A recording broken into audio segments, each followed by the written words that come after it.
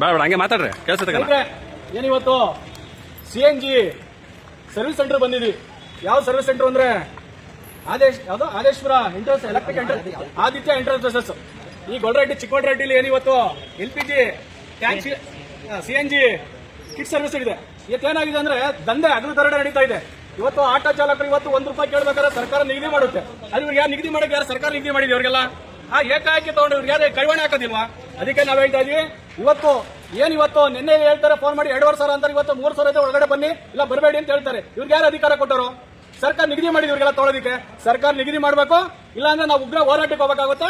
ಎಚ್ಚರಿಕೆ ಕೊಡ್ತಾ ಇದ್ದೀವಿ. ನಾಳೆ ನಾವು ಇವತ್ತು ಲೆಟರ್ ಮಾಡ್ತಾ ಇದೀವಿ. ಸೋಮವಾರ MG ಇವ್ರ ಆಫೀಸಿಂದ ಮುಖ್ಯ ಆಗ್ತಾ ಇದೀವಿ. ಡ್ರೈವರ್ಗಳು ದಯವಿಟ್ಟು ಬರಬೇಕು, ಆಫೀಸ್ ಮುಖ್ಯ ಆಗ್ತಾ ಇದೀವಿ. ಇದು ಯಾವ ಸರ್ಕಾರ ಆದೇಶ ಮಾಡಿದೆ? ಆ ಸರ್ಕಾರ ಆದೇಶ ಮಾಡಿ ಲೆಟರ್ ಕೊಟ್ಟು ನಾವು ಕರೆಕ್ಟಾಗಿ ನಡೀತೀವಿ. ಇವ್ರು ಏಕಾಕಿ ಇವರು ತೀರ್ಮಾನ ತಗೊಂಡು ಯಾರಿದು ಹೇಳೋರ್ ಕಡೆ ಯಾರಿಲ್ವಾ? ಅದಕ್ಕೆ ಸರ್ಕಾರಕ್ಕೆ ಕಮಿಷನರ್ ಹೇಳ್ತಾ ಇದ್ದೀವಿ, ಕಮಿಷನರ್ಗೆ ಹೋಗ್ಬೇಕಿದು. ಕಮಿಷನರ್ಗೆ ಎಚ್ಚರಿಕೆ ಕೊಡ್ತಾ ಇದ್ದೀವಿ. ಸರ್ಕಾರ ನಿಗದಿ ಮಾಡಲಿಲ್ಲ ಅಂದ್ರೆ ಉಗ್ರ ಹೋರಾಟಕ್ಕೆ ಹೋಗೋ 2 ಆಟೋ ರಿಕ್ಷಾ ಡ್ರೈವರ್ಸ್ ಇದೆ, 2 ಉಗ್ರ ಹೋರಾಟಕ್ಕೆ ಒಂದು ಎಚ್ಚರಿಕೆ ಕೊಡ್ತಾ ಇದೀವಿ. ಇದು ಮುಂದಿನ ದಿವಸದಲ್ಲಿ ಕಮ್ಮಿ ಮಾಡಲಿಲ್ಲ ನಮ್ಗೆ ಬೇಡ 10 ವರ್ಷ ಕೊಡ್ಲಿ ಬಿಡ್ರಿ ಕ್ಲೀನಿಂಗ್ 10 ವರ್ಷ ಕೊಡ್ಲಿ ಬಿಡಿ ನಮಗೆ. ಹೌದೌದು ಸರ್ಕಾರ ನಿಗದಿ ಮಾಡಿ ಸರ್ಕಾರ 10 ವರ್ಷ ಕೊಡ್ಲಿ ನಮಗೆ. 10 ವರ್ಷಕ್ಕೆ ಮಾಡಲಿ. ಈಗ LPG ಮಾಡ್ತಾ ಇಲ್ಲ 15 ವರ್ಷಕ್ಕೆ, ಅದು 10 ವರ್ಷಕ್ಕೆ ಮಾಡಲಿ ಬಿಡಿ. ಒಳ್ಳೇದು ಮಾಡಿದ್ರೆ ಮಾಡಿ ಸರ್ಕಾರ ಮಾಡಿದೆ ಇದನ್ನ. ಅದಕ್ಕೆ ದಯವಿಟ್ಟು ಎಚ್ಚರಿಕೆ ಕೊಡ್ತಾ ಏನು ಈ ಸರ್ವಿಸ್ ಸೆಂಟರ್ ಎಚ್ಚರಿಕೆ ಕೊಡ್ತಾ ಆಟೋ ರಿಕ್ಷಾ ಡ್ರೈವರ್ಸ್ ಇದೇ ತರ ನೆಕ್ಷನ್ ಆಯ್ತು ಅಂದ್ರೆ ಇಲ್ಲೇ ಬಂದು ಕುತ್ಕೊಂಡು ಮುಖ್ಯ ಹಾಕ್ಬೇಕಾಗುತ್ತೆ.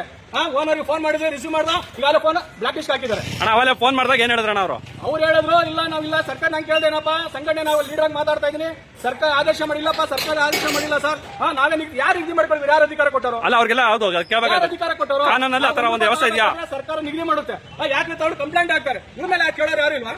ಹೌದು. ಅದಕ್ಕೆ ನಾವು ಫೋನ್ ಮಾಡಿದಾಗ 2,500 ಕೊಡಿ ಅಂತ. ಈಗ 3,000 ಕೊಟ್ಟು ನೋಟಿಸ್ ಬೋರ್ಡ್ ಹಾಕಿದ್ದಾರೆ. 3,000 ಕೊಟ್ಟರೆ ಒಳಗಡೆ ಬನ್ನಿ ಅಂತ. ಯಾರಿಗೆ ಕೇಳೋರು ಇವ್ರಿಗೆ? ಇಲ್ಲಿ ಬೆಳಿಗ್ಗೆ ಬಂದಾಗ ಅದೇ ಹೇಳಿದ್ರು, ಅವ್ರು ಗೇಟ್ ಓಪನ್ ಮಾಡ್ಬೇಕಾದ್ರೆ ಏನ್ ಹೇಳಿದ್ರಣ?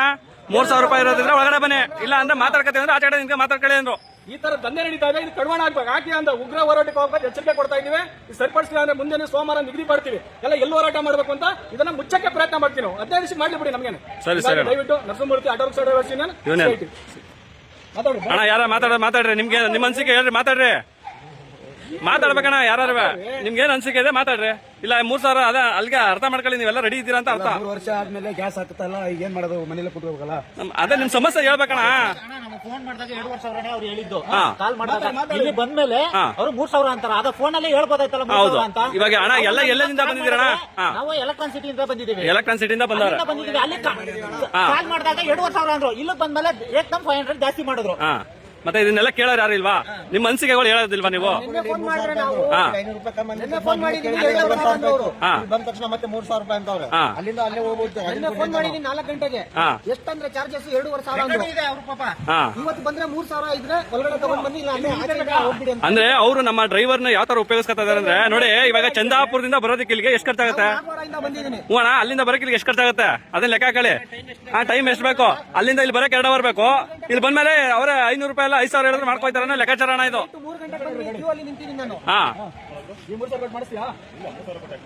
ಅವನಿಲ್ಲ ಫೋನ್ ಎತ್ತಿದ್ದಲ್ಲ, ಸ್ವಿಚ್ ಆಫ್ ಮಾಡ್ತಾನೆ.